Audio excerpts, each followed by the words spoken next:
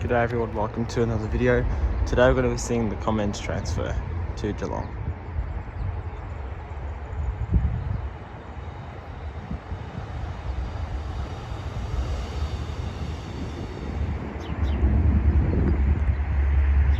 This transfer is the first Comeng transfer to Geelong. It is hauled by T385 and T386. It will be getting scrapped.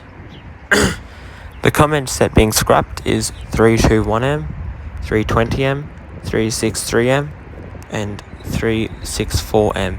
This train has been graffitied while it was at Tottenham Yard for a few days.